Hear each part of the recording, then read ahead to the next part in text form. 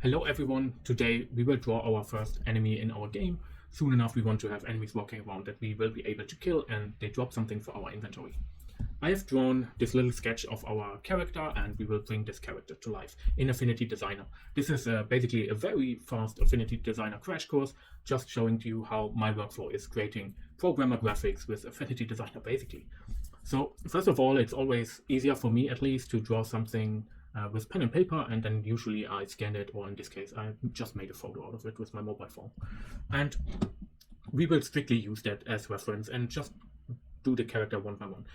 First notice, Affinity Designer is a vector graphic program, which is really awesome for us because we can scale the character without any quality loss and export the assets in different sizes if we need to, for example. So when we want to make a big boss out of it, we could basically just scale him bigger without any loss and export it to Unity in a bigger size, which is great. I also worked around the character, and the characters are now also drawn in this vector graphics program, Affinity Designer. And when we go back to Unity now, here I have pre-work before I show you the video, then all characters and everything now has proper outlining and are a little bit cuter because I worked on them a little bit more, and they look a little bit better now. So when I replaced also the screen, but I also ordered with some environment graphics on Fiverr someone who will create graphics for environment because I'm actually very bad at drawing environments, so I basically outsourced it, and hopefully in the next video he's finished with that and we can finally start our first full level design of the first town you will start your adventure in our game. But back to topic, let's first draw this little mushroom boy. What I do, or what I like to do, is I create a pixel layer, which creates a layer here in Affinity Designer, here on the right side, just to have my assets lying around ordering correctly, because I always want to have one layer for each part that I will extract to Unity, and each part is independently able to be deactivated, get effects, or get animated, basically. So we have for this guy, the eyes will be its own object. We will steal the one from the players, but then each eye will be one object which we can animate independently. The whole head will be one. The body will be one, arms and both legs. And let's start with a very simple one, which is basically the body. For that, I zoom in so I can work better. Like I said, it's a vector program, so if you want to rescale things, you can do that without any losses in quality. And what I like to do is here on the left side, when you press B, there's a vector brush tool, and just pick a color there that you want to have for now. It doesn't matter because we changed it anyway. And I have this drawing tablet, which sadly interferes with my light too much, which is quite a cheap one. It's a very cheap Wacom drawing tablet, but it does the trick. I'm really bad with the tablet because I'm not doing that too often enough, so I will do that with my mouse. So everyone can do that. I will do that with my simple mouse. And then I start following the lines. It doesn't have to be perfect. You can do very bad like I do now. The reason for that is this will create a spline curve, and I can, when I go to node tool or A on the left side, I can move those nodes around, and the end of the curve, I can put them together and close this form, and then I have here critically B-spline curves. If you know what that means, it's a curve that has some round corners. I could here at the top convert those into more spiky curves if I want something spiky as that, or I can make it round. And since this is an organic object, most likely you wanted to have it round. And one thing that works for me is often deleting those because I don't need that much. It's like you can see, you can grab those handles and modify the curve. I would say play around with it. The mathematics behind it is quite interesting. It's B-spline if you're interested in that. But you don't need that much handles to create a curve like that. So that's why we most likely will remove a lot of these points because we don't need them. I hope you can see it in the video. Let me make this line bigger. Sorry. Now you should see it better. Just remove some of those. Bring the point to the line and draw it like that.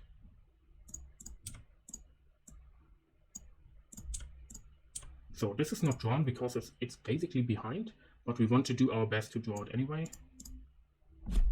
And when you click on the line, you can add points. But like I said, for the graphics I do as a programmer graphic, you don't need too much details. So let me check. This one goes there. And then we basically have our body.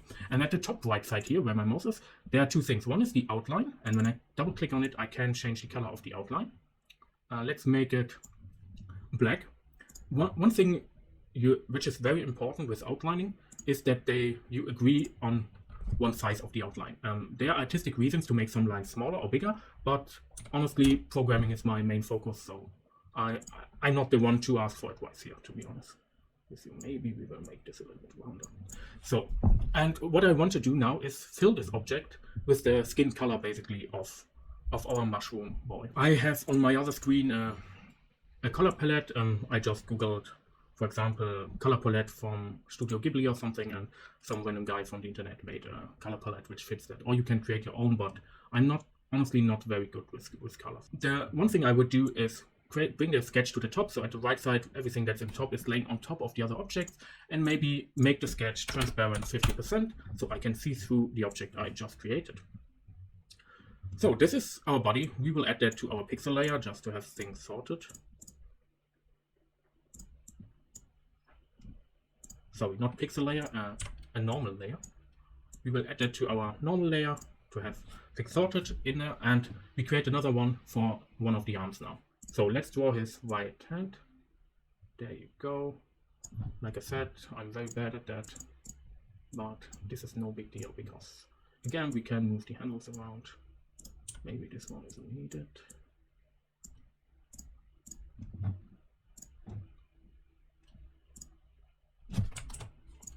Move that, maybe zoom in a little bit more.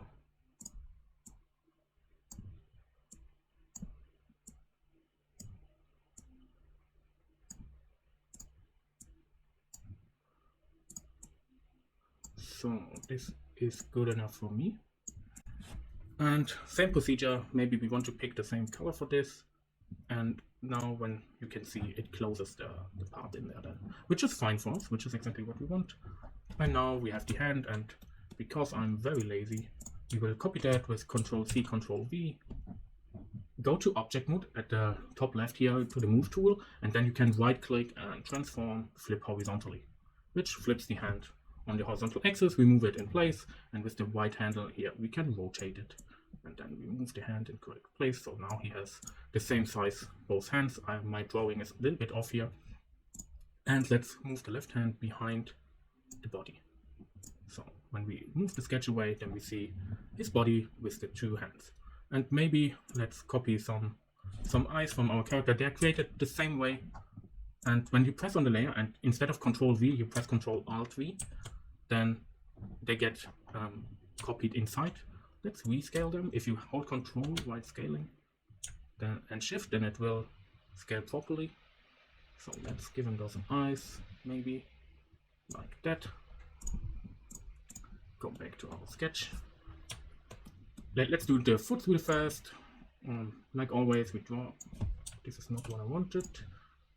We draw really bad. That's the reason why I like this process, because when I start drawing in something like Photoshop or a non-vector tool, I have to draw one line 1,000 times to get it right, which I might get better with it when I train that more, like with everything basically, but this one makes things for me so much easier, and it makes correcting things way easier if you need to correct things later. It's just my opinion. So I actually need that handle. Maybe I need even one that's closer. I have no particular algorithm when a handle is needed. For me, it's honestly just try and error. But if I can draw something like that, you can also. So let's make the outline black again and do the same like we did with the arms. We maybe layer it at the correct position. It's on top of the body. And copy paste, transform, horizontal, move it in position, maybe here. This is behind the body, so we have left foot, body, right foot in the drawing order, and now we have our character body. The head is a little bit complicated, a little bit more complicated, at least the way I do it. Let's draw the very outer part of the head, and then I will explain something which is really awesome with a vector graphic program. Let's draw something like that. Let's close the object. It is close behind the character, so you don't see that part, so it's not too important. Let's move the handles at the correct position.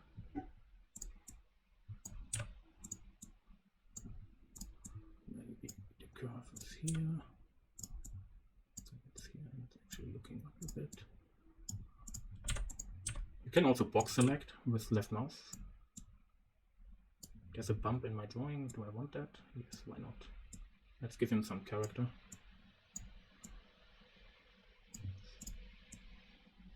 Like that.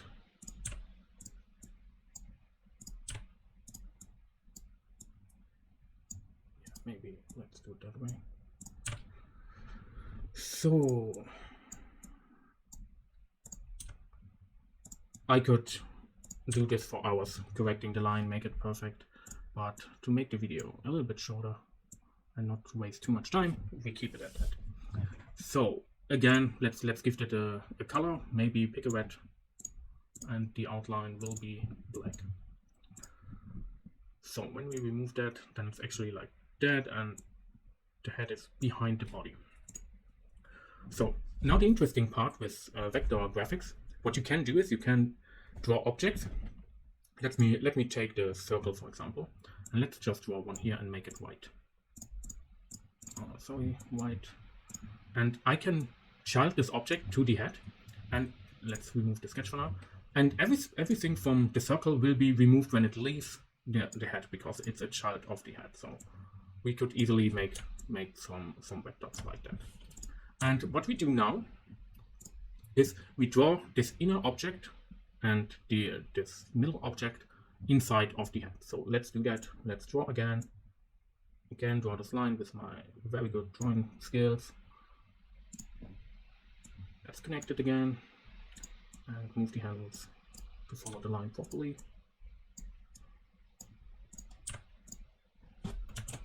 Didn't want to add the object there.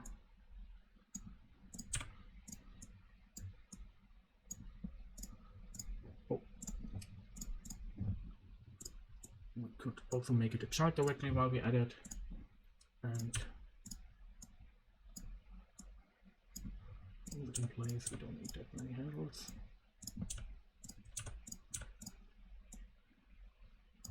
Maybe we need one here.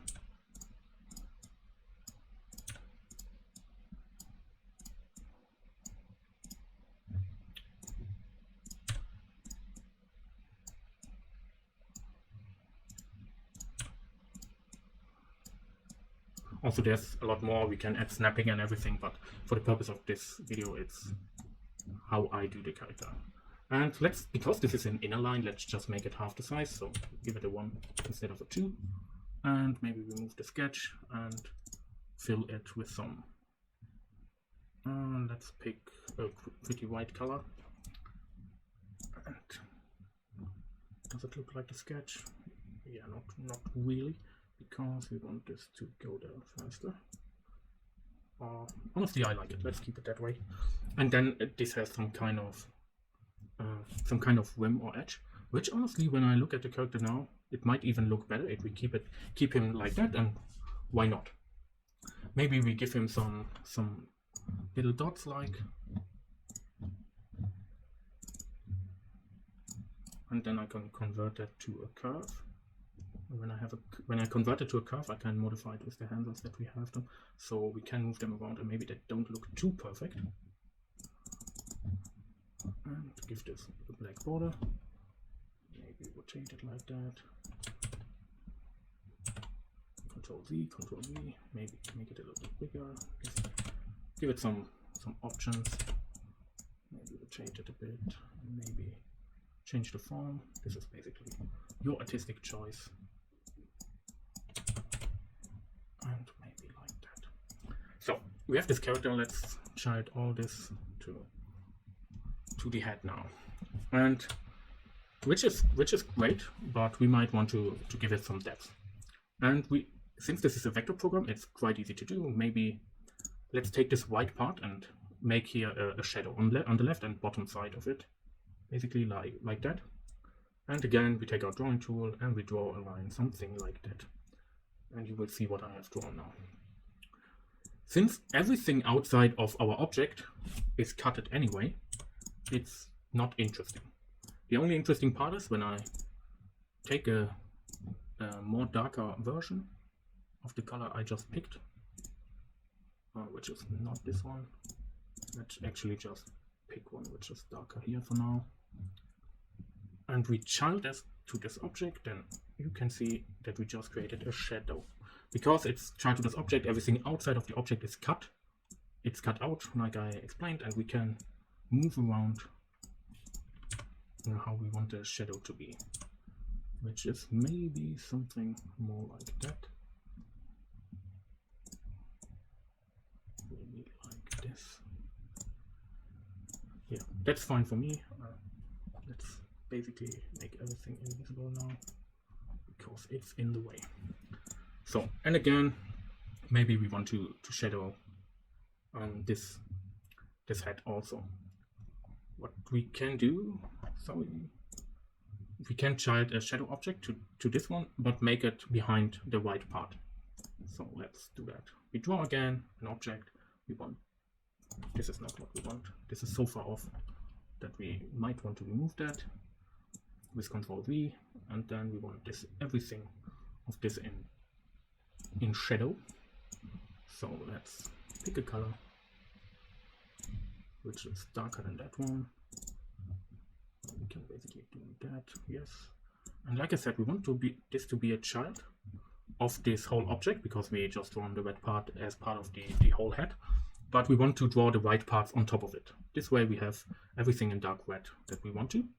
And maybe our shadow has no outline, so we pick the outline, make it transparent. And now we have our head a little bit more depth. Gave it some shadow where it deserves the shadow. What we also can do, which I like, is give this one an outer shadow. Maybe radius some offset, not too much. And this alone gives this character so much. So we have 1 and 2. What we also could do, we could use this FX button, then you can also change the intensity. But I normally don't play around with that too much. So let me select everything and apply the effect basically to everything. And now the arm gives a drop shadow to the body and everything. Just looks a little bit cleaner in my opinion. And real fast, let's give this body also a shadow. So something like that. And we don't need to close the curve. We can just make it a bit darker, maybe not too much. Like that. You have to press the move. I press the move tool so it switches. And then we set it a bit darker and we don't want to have an outline. And this is sub to the body. And now the body has a shadow. We could make the shadow a little bit more clean up here because it's a lot of stuff going on here. Maybe something like that real fast. Maybe it's not that high. Something like that looks more appropriate. I don't want to make this video 20 hours long. Same with this one, we draw the shadow object again. We go to the move tool to make an object, outline transparent, and let's just pick our shadow object and make it a child of the hand. And then we could move the handles around. Maybe the shadow goes a little bit high. Go to the node tool, we move the node a little bit down here, maybe like that. And since this, we can't copy the shadow over because we mirror it horizontally, the shadow would go like that, which we don't want. But you will most likely never see the shadow. Yeah, let's draw it anyway. Let's move. Let's make the body for a short time invisible. This is not the body. This is the body. Let's call this Mushroom Boy 2 because I made one already. Mushroom Boy 2 right hand. Eyes we want export because we have them exported already. And now we can draw the shadow real fast for, oh, this is way off. Something like that. I think we can take that directly. Let's pick the color again. Outline transparent. Child object. It's the wrong one. It's drawn at the bottom here. So I childed it to the foot. This is great. I'm happy with that.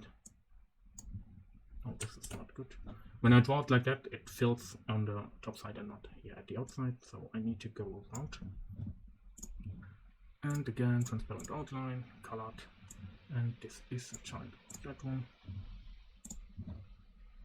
Let's first of all remove some nodes to make the line more straight. Maybe shadow goes like that. And the last but not least, do something like that. Transparent outline, dark color, parent it to the right object. Maybe move the handles around. Like I said, this is a little bit more advanced developer graphics. I'm by no means a graphic designer, but I think this is looking good, and this is even looking good at my first try, because at this one I gave him the lines and I gave the border, and honestly when I'm looking at that one I think giving him the border doesn't look too good. So what we can do now is to make him work. First of all, give everything a name that needs to be exported. So it's the right foot, MB2 left foot, MB2 left hand, and MB2 head. So what we can do now, we can change at the top left here the persona which the program works on. This is basically vector programming, this is pixel stuff, which I have no clue of because I do pixel stuff in another program. And this is export persona, and that's basically what we want to do. And now we can click every layer that we want to export. So the character as a whole, maybe we want to have a character image or something like that. Oh, it doesn't allow to select outside and inside, so we select the things we want to export, which is basically body, head, left and right hand and foot. Then we create a slice, and then we take the full character and create a slice again. And now we have the export part. We deselect everything that we don't want to export now, which is basically just this, my old version. And we have everything MB2 selected, and then we click export slices. And then we can create a new folder in our graphics directory, Mushroom Boy 2, and export him in this folder, and we go to Unity. Now, when we go to the folder Mushroom Boy 2, we see everything here. And maybe we want to give every texture, I select every texture and make it sprite 2D and UI. The reason for that is we want it to use as a sprite, and we want alpha to be transparent. You see at the bottom here, everything black will be transparent. And then we need to assemble the character, which we can easily do. I highly suggest you do an empty object as an object to position the enemy in the game, because maybe sometimes you want to move him a little bit up, then he's actually standing, then you want to offset the graphics independently from the programming positioning of the enemy. So Mushroom Boy 2, what I often do, I don't know if that's the best thing to do it, but it works for me. We have a mirror object. Mirror transform is it called in my player. Let's call it here also. The first one positions and scales the enemy. The second one is basically to flip the enemy horizontally if he's looking left or right. And then let's just add the MB2 sprite to it. Let's press F and we are here. Now we can see our character. Actually the zero position is not good because of the camera. Let's move into the left. And this is the whole character as one, which is obviously not what we want, but let's make him transparent and reassemble the character that we have here. So let's position the head, maybe reset the position and move it upwards. So it kinda correlates to what we have drawn. Take your time with that, make it as precise as possible, but I will do it very fast so you get the idea. So I move the body at the right position, and the head is rendered behind the body, so for now I give the head a -1 as a sorting order for the rendering, and I give the body is our 0. So let's get the right foot, make a thing, reset the position. So right foot is this one, so position it roughly. You do it precisely, I do it roughly for now. Let's take the left foot, same deal, reset position, position it. Left foot is behind the body, so it's -1. Right hand, reset. This is right hand. Let's put it 1, then it comes in front, just like that. Maybe disable the body for the left hand. Left hand is behind the body, so it's -1. And position it just correctly. Activate the body again. Remove the full character image. We don't need that anymore, and we have our character assembled. He has no eyes. That's the reason, because I have the eyes in the character screen. Let's give him some eyes. Reset them, position them, and there you go. What we also want to do is, or can do, first of all, We can, in the mirror transform, if we -1 it, he looks to the left, which might look a little bit odd to you. That's because he's not drawn very perfectly. I think maybe if we move his head somewhere like that, it might look better. Yes, at least I think that. And let's keep it for now. So we have our assembled character or enemy, depends what you do with it. You could make it a prefab, why not? I don't want to do that for now because I have more plans.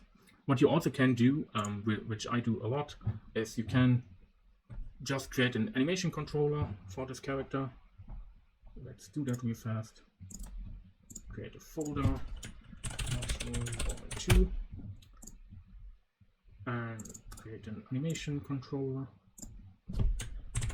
2, and just give it. So we have the animation controller, and let's create one animation, and then you will get the idea. You can do as many animations as you want to. Let's make 2 just for teaching purposes. So we make a run and an idle animation. Both animations will loop.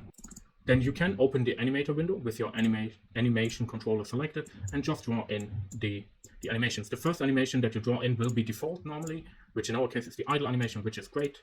From any state we can go to one animation. Since this is an enemy, it is controlled by the backend, and the backend will give a bool when it moves him around is running.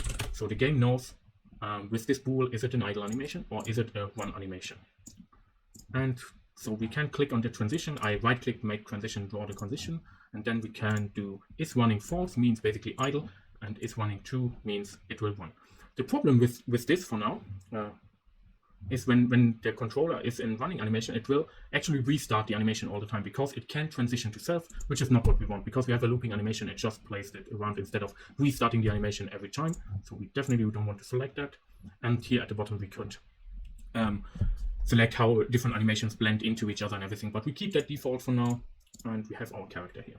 What we can do now is go to the animation window. You can find it window animation, and you can select the object which holds the character controller, and we have our 2 animations here.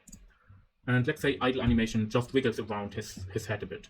I'm definitely not the best one in animation. So what we can do is make the record button and maybe move to half a second, and just rotate his head. Select the head, rotate it, maybe like that, and maybe reposition it. And let's see how it looks like. Yeah, this is fine. And I left click on the top one to select all keyframes and maybe copy the keyframes over. And then we have this little idle animation. Can I move him to a position where I can see him? Oh, I messed up because I have recording still on, and while the animation playing, it was recording what I was doing. Just left click here and remove the property again. Because position is controlled by the backend, we can't animate the position of this object. We can just animate the position of the graphical objects where they're located, because these values will be changed by the backend. So now we can see him here, and we can play the idle animation, which looks awful, but it's just for learning purposes. For one animation, we do the same thing. Maybe we give it a little bit more meaning. So we go to half a second, we record again, and maybe his head is just moving a bit, not too much. Our one animation, sorry, you can move those around here, those keyframes. It will go like that, and copy this keyframe here and there, and copy this keyframe here. Because our one animation will be 2 parts, foot standing on the ground together, so they are basically passing each other, and the extremes. So right foot will rotate backwards. Let's take -12, and in the extreme other one it will rotate to 12. I just clicked this one keyframe, then the other one is not copied, and I copied them over. So now the foot rotates back and forth. The left foot in our case rotates exactly in the opposite direction. So it's 12 here and -12 here, if I'm not wrong.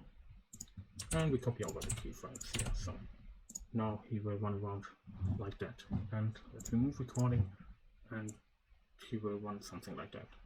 And to give this one a lot more, you can basically remove the eyes, move the eyes a little bit, for example. Let's move the eyes a little bit upwards. That was maybe way too much. Yes. Let's move them to 0. Not 1. 0, 5 maybe, that's a lot for the eyes. And at the end let's move them back. So the eyes are moving now.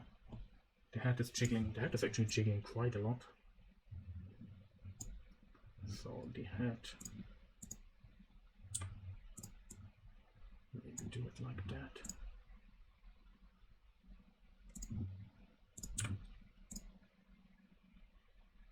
Yeah, and the hands should obviously do something also. Right hand. Normally the hand moves the opposite, so minus for the right foot, right hand goes positive, maybe 5, and maybe minus 5 here,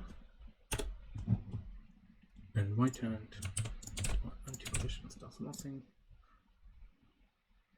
This is actually too perfect. Let's put them off a little bit, something like that. That's maybe too much.